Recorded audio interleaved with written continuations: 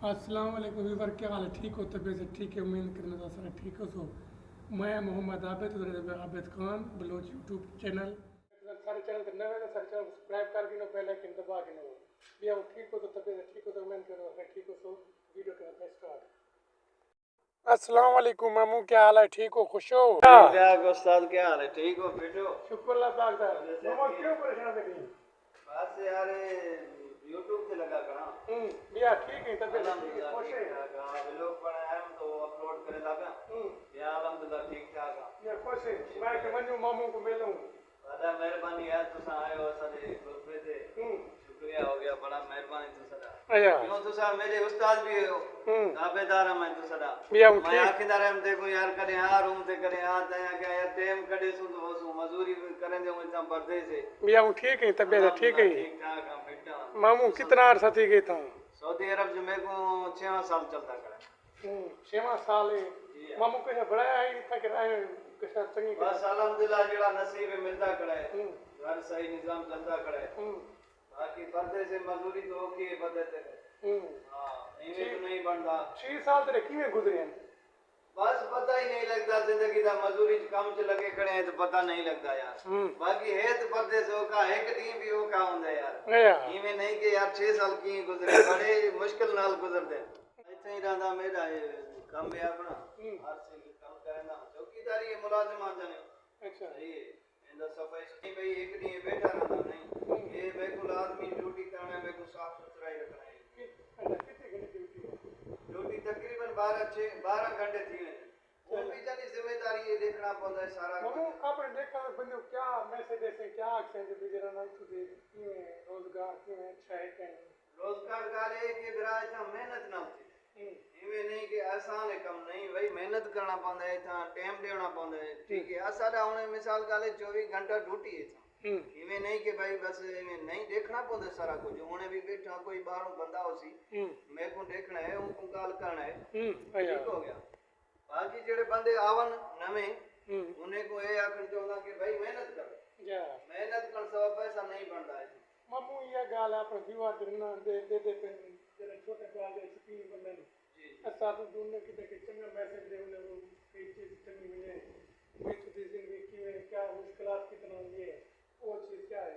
मुश्किलात तो काफी था आंदन जानी, तकलीफें आंदन कम कार।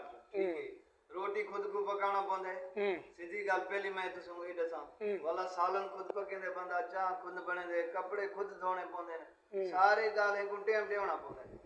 वाला काम को भी टाइम देना पौंदा है। क्योंकि पढ़ाई मजदूरी है यार, उथा भी टाइम देना पौसी लाजमी। 6 साल चौके छुट्टियां काट आई छुट्टियां जो कटे बस 2.5 साल जो बाद गया। पहले 28 महीने ला दे वाला के 3 महीने वाला होने में 5 महीने थी पेन तो मैं छुट्टी कर आया 3 महीने वाला। ये सदरा सीधा ने मिल रही है अपने मालिक का। अल्हम्दुलिल्लाह सही है निजाम जा तकलीफ आउंदे शुरू तकलीफ काफी होंदे। बाकी सदरा इतने ऐसा गुजरान करने वो सदर किचन का सामान चाह पड़ने ये सदरा से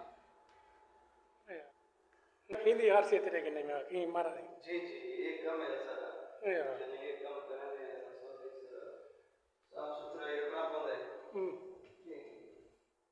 बाकी जो है काम तो तकलीफ आउंदे जा काम ही में नहीं थिंदा सुखा ये पैसा नहीं मिलता मामा। तकलीफ आउंदे ने कम च तकलीफ देखदे बंदा तारा ही डोर पे पड़दे। ये जेड़ा साडा साइकिल खड़े साइकिल ते ना मैं रोटी गिना इतों बकला कितला पर है होटल मैं योरे को दसना ताकि 6 किलोमीटर पर है ये रोटी बोटी ये ते असा के नाम है। अच्छा रोटी थी गया खावन दा चीज थी गया कोई सालन पानी सारा कुछ बकले तू गिना दा जने दुकान पे। ठीक है ये साइकिल भी लाजमी हो यार उस बंदे को लाजमी रखना पड़ता है। था कि बंदे कार आवे की दी नहीं कहने जे भी लाजमी साइकिल गिनो दी दिन जेड़े ड्राइवर बंदे ने अपना पैसे वाला बंदा है मुश्किल के नहीं, लेकिन गरीब बंदे को तो ये चीज लाजमी। हेलो मामू होना भाई व्लॉग इतनी खत्म करने पे से इंशाल्लाह बिया की बंदा टक्कर सी था ऐसा होंगे कि नहीं मैं किन सो कोई सो जो बिया आई तो किवें हालात है। तो आपको सारी वीडियो पसंद आवे तो वीडियो को लाइक करे सो सब्सक्राइब करे सो क्योंकि ऐसा प्रदेश सारे क्योंकि ये जरे सारे व्लॉग होंगे ने प्रदेश दे विच रहण वाले किते होंगे।